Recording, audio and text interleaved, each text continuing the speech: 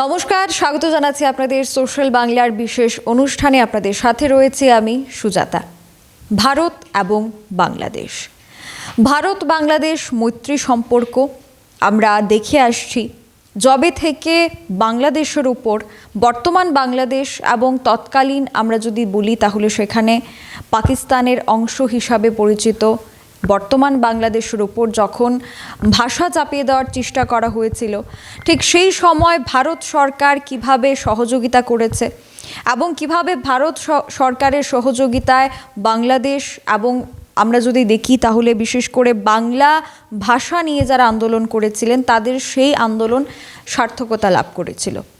এবং ঠিক সেই ৭১-এর পর ভারত বাংলা সম্পর্কের পাশাপাশি আমাদের ত্রিপুরা রাজ্য একটা বিশেষ জায়গা নিয়ে রেখেছিল। তার কারণ আমাদের ত্রিপুরার ৩ দিকেই বাংলাদেশ, এবং এই ৩ দিকে বাংলাদেশ ঘেরার ফলে আমরা দেখতে পেয়েছিলাম যে প্রচুর সংখ্যায় যারা বাংলাদেশে ছিলেন তারা ত্রিপুরাতে কেউ কেউ আশ্রয় নিয়েছেন।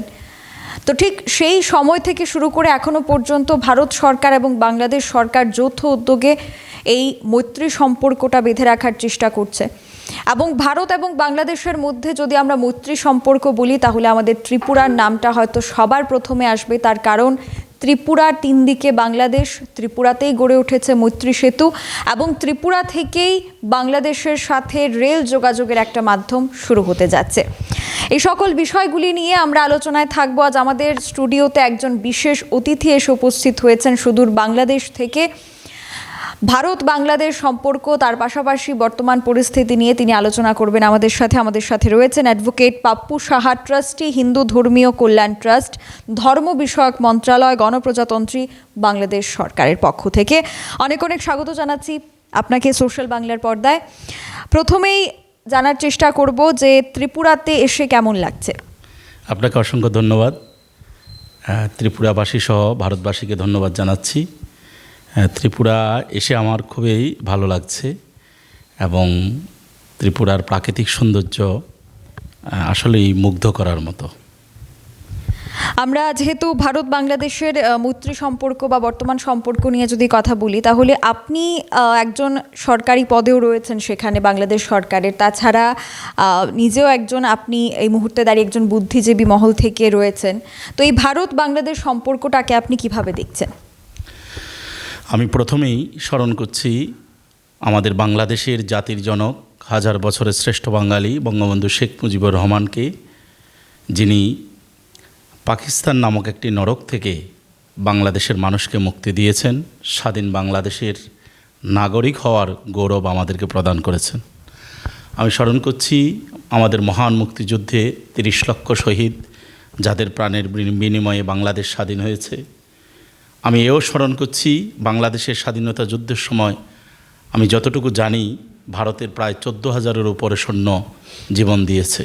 তা আমি মনে করি ভারতের সাথে বাংলাদেশের প্রাণের সম্পর্ক, যে দেশ সৃষ্টি লগ্নেই ভারত সহযোগিতা করেছে। আমি মনে করি আমাদের এই অঞ্চলের স্থিতিশীলতা সমৃদ্ধির জন্য ভারত বাংলাদেশ সম্পর্ক অটুট থাকা একেবারেই বাঞ্ছনীয়, এবং টেকসই উন্নয়নের জন্য ভারত বাংলাদেশ সম্পর্কর গুরুত্ব অপরিসীম। বর্তমান ভারত বিশ্বের মধ্যে একটি বৃহৎ অর্থনৈতিক শক্তি, এবং ভারত প্রতিনিয়তই উন্নততর হচ্ছে। আমাদের দেশও আমাদের সাধ্যমতো আমরা উন্নতির দিকে ধাবিত হচ্ছি। আমি মনে করি ভারত যদি আরও অগ্রসর হতে হয় অবশ্যই পড়শিকে সাথে নিয়েই এগোতে হবে। বাংলাদেশ পিছিয়ে থাকলে, তার প্রতিবেশী যদি পিছিয়ে থাকে, তাহলে আসলে এই উন্নয়নটা টেকসই হয় না। আপনারা জানেন বর্তমানে ক্ষমতা আছে মাননীয় প্রধানমন্ত্রী, জননেত্রী বঙ্গবন্ধু কন্যা, আমাদের প্রিয় নেত্রী শেখ হাসিনা। তার নেতৃত্বে বাংলাদেশ এগিয়ে যাচ্ছে। আমাদের 2008 সালে স্লোগান ছিল বাংলাদেশ ডিজিটাল বাংলাদেশ হবে, সেটি এখন হয়েছে। বাংলাদেশ ডিজিটাল বাংলাদেশ, এটি একটি বাস্তবতা, এবং সামনে আমরা স্মার্ট বাংলাদেশের দিকে এগিয়ে যাচ্ছি। এই স্মার্ট বাংলাদেশ শুধু কথার কথা নয়, এটি বাস্তবে পরিণত হচ্ছে। আপনারা জানেন বাংলাদেশে এখন টাকা পে কার্ড চালু হচ্ছে, আমাদের নিজস্ব অর্থায়নে পদ্মা সেতু হয়েছে, আমাদের বঙ্গবন্ধুর টানেল হয়েছে, বাংলাদেশের গড় আয়ু বেড়েছে, বাংলাদেশের মাথাপিছু আয় বেড়েছে। এখনও অনেক ক্ষেত্রে আমাদের আরও কাজ করা বাকি আছে। তো আমি মনে করি ভারত যদি বাংলাদেশে বিনিয়োগ করে, আরও সহযোগিতা করে, তাহলে বাংলাদেশ আরও এগিয়ে যাবে এবং ভারতের সাথে সম্পর্ক আরও সুদৃঢ় হবে। আপনারা নিশ্চয়ই জানেন, ইতিমধ্যে আগরতলা এবং আখাউড়া রেল সংযোগ সড়ক খুব অল্প সময়ের মধ্যে চালু হবে। আমি মনে করি এটি একটি মাইল ফলক হবে। বিশেষ করে ভৌগোলিক কারণে ভারতের যে 7টি রাজ্য, যেটাকে আমরা 7 সিস্টার বলি, সেই 7 সিস্টারের সাথে বাংলাদেশের ব্যবসা বাণিজ্য এবং বিনিয়োগ, অর্থনৈতিক সম্পর্ক আরও যত বেশি জোরদার হবে, তত ভারতের এই 7 সিস্টারও তারাদেরও উপকার হবে এবং আমাদেরও উপকার হবে। তো আমি মনে করি ভারত বাংলাদেশ সম্পর্ক অবিচ্ছেদ্য। এই সম্পর্ক প্রত্যেকটি দেশ তার স্ব অবস্থানে তার নিজস্ব মর্যাদা রেখেই সামনের দিকে এগোবে। এবং আপনি 71 সালের পর থেকে এখনকার পরিস্থিতি আপনি বললেন, কিন্তু এই 71 সালের পর থেকে এখনো পর্যন্ত কি কি পরিবর্তন আপনি সেখানে দেখতে পেয়েছেন, বা যতটুকু আপনি জানেন বা আপনাদের ইতিহাস যেটা বলছে যে 1971 থেকে এই 2024 সালে এসে দাঁড়িয়ে বর্তমান পরিস্থিতি কেমন রয়েছে বাংলাদেশে?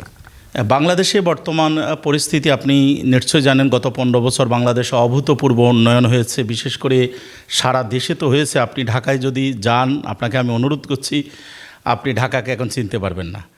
এত ফ্লাইওভার হয়েছে, এত উন্নয়ন হয়েছে, বিভিন্ন ধরনের উন্নয়ন হয়েছে, সেটি আসলে এক টকশোতে বলে শেষ করা যাবে না। তবে আমাদের আরও উন্নয়নের বহু ক্ষেত্র রয়েছে। আর আপনি যেটি বলেছেন যে স্বাধীনতার পরে আমাদের অভূতপূর্ণ উন্নয়ন হয়েছে। আপনারা জানেন 1952 সালে আমাদের দেশে ভাষার জন্য আন্দোলন হয়েছে। উর্দুকে আমাদের উপর চাপিয়ে দেওয়ার চেষ্টা করা হয়েছে। আমরা বাঙালি জাতি, সেটা কখনো আমরা উর্দুর কাছে মাথা নত করিনি। আমরা বুকে রক্ত দিয়েছি এবং ভাষার অধিকার প্রতিষ্ঠিত হয়েছে। শুধু এটি বাংলাদেশের নয়, আমি মনে করি পৃথিবীর সব ভাষাভাষী মানুষের অধিকার প্রতিষ্ঠিত হয়েছে। এবং বাংলাদেশ প্রতিনিয়তই 1 ধাপ 2 ধাপ করে আস্তে আস্তে বাংলাদেশ অগ্রসর হচ্ছে। আমি আশা করি ভারত বাংলাদেশ যদি সহযোগিতা পায়, ভারত থেকে বাংলাদেশ যদি সহযোগিতা পায়, তাহলে আরও বেশি এগিয়ে যাবে। আমরাও আমাদের যেটুকু সীমিত সুযোগ আছে সেইটুকু সহযোগিতা আমরা করতে পারি। আর একটি বিষয় আপনার মাধ্যমে আমি বলতে চাই, বর্তমানে আসলে ভারত বাংলাদেশ যেই ভিসা নীতি আছে, প্রায় টুরিস্ট ভিসাগুলো 3 মাস পর্যন্ত সময় লেগে যায় ভিসা পেতে। তো আমি মনে করি এই ভিসাটা আরও সহজীকরণ করা দরকার। উভয় দেশে পর্যটক আসবে, ভাবের আদান প্রদান হবে, সাংস্কৃতিক বিনিময় হবে। পৃথিবীর উন্নত দেশগুলো দিকে তাকালো আপনি দেখবেন পার্শ্ববর্তী দেশগুলোর সাথে তাদের সম্পর্ক, তাদের ভিসা নীতি অনেক সহজ। আমি মনে করি এই ভিসা নীতি আরও সহজ করা দরকার বলে আমি আপনার মাধ্যমে আমি মাননীয় ভারত সরকারকে বা যারা ভিসার দায়িত্বে আছেন তাদের প্রতি আমি আবেদন জানাবো। এবং ইতিমধ্যেই ত্রিপুরাতে ভারত বাংলা সম্পর্কের মধ্যে যিনি সহকারী হাইকমিশনার রয়েছেন আরিফ মোহাম্মদ, তিনি ত্রিপুরাতে অবস্থান করছেন। তো আপনি যেহেতু বাংলাদেশ থেকে এসেছেন বা আপনি বাংলাদেশ এবং ভারতে ত্রিপুরায় যাতায়াত করেন, তো বাংলাদেশ থেকে ত্রিপুরাতে আসতে বা ভারতে আসতে কী কী সমস্যার সম্মুখীন হতে হয়? যে ভিসার কথাটা আপনি প্রথমেই বললেন, কী কী সমস্যার সম্মুখীন হতে হয় বা কী কী সমাধান সেখানে আপনারা চাইছেন? ওই যে ভিসা নীতিটা আরেকটু সহজ করলে হয়। আর আরেকটি বিষয় তো আমি আগেও বলেছি যে ভারতের আগরতলা এবং আখাউড়া যেই রেল সংযোগ, সেটি চালু হলে আমাদের যোগাযোগ ব্যবস্থা আরও সহজ হবে, আমাদের উভয়ের সাংস্কৃতিক এবং সম্পর্ক আরও জোরদার হবে। এবং ভারত বাংলা সম্পর্ক বললেই ত্রিপুরার নামটা সবার আগে উঠে আসে। এবং ভারতের যারা নাগরিকরা রয়েছেন, বাংলাদেশের সাথে সম্পর্ক স্থাপন করতে হলে ত্রিপুরার মাধ্যমেই সেখানে যেতে হচ্ছে বিভিন্ন জায়গায়। এবং বাংলাদেশ থেকেও যদি ভারতে প্রবেশ করতে হয়, ত্রিপুরাই সেখানে প্রবেশদ্বার হিসেবে এখন দাঁড়িয়ে রয়েছে। তো এই ত্রিপুরার যে সাহায্যগুলি বাংলাদেশের কাছে সেখানে পৌঁছায়, সেটা আমরা বলতে পারি বিদ্যুৎ থেকে শুরু করে বা যে কোনো মাধ্যম থেকে শুরু করে। তো ত্রিপুরা কতটুকু বাংলাদেশের জন্যে আমরা যদি দেখি গুরুত্বপূর্ণ হয়ে দাঁড়িয়েছে?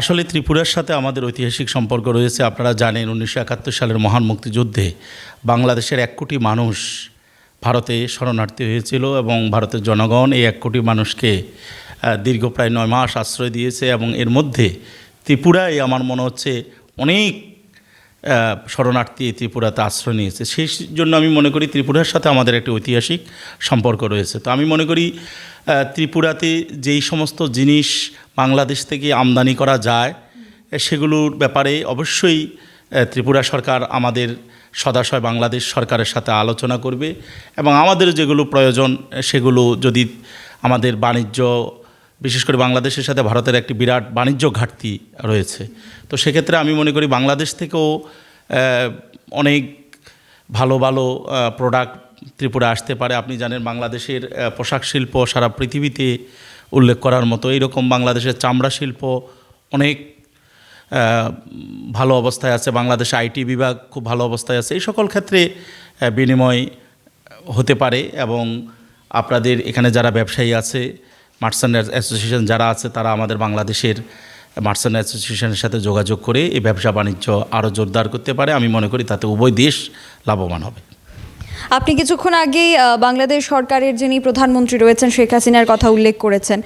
ভারতবর্ষের প্রধানমন্ত্রী নরেন্দ্র মোদী এবং বাংলাদেশের প্রধানমন্ত্রী শেখ হাসিনা, তাদের মধ্যেও একটা সুসম্পর্ক আমরা দেখতে পাই বিভিন্ন সময়, তো সেই বিষয় নিয়ে কি বলবেন? আসলে তো আমাদের বাংলাদেশের মানুষের আধার যষ্টি যাকে বলে, যাকে ঘিরে আমাদের সকল আশা আকাঙ্ক্ষা, তিনিই হচ্ছেন আমাদের বাতিঘর, বঙ্গবন্ধু কন্যা মাননীয় প্রধানমন্ত্রী শেখ হাসিনা, যার উপরে আমাদের পূর্ণ আস্থা রয়েছে। আমরা মনে করি তার নেতৃত্বে, তার হাত ধরেই বাংলাদেশ উন্নত রাষ্ট্র হবে এবং ভারতের সাথে সম্পর্ক দিন দিন আরও জোরদার হবে। শুধু ভারত নয়, আমাদের অন্যান্য পৃথিবীর যে সকল দেশ সাথে আমাদের যোগাযোগ আছে, যাদের সাথে আমাদের ভাব বিনিময় আছে, ব্যবসায়িক যোগাযোগ আছে, সকলের সাথে আমাদের সম্পর্ক আরও সুদৃঢ় হবে।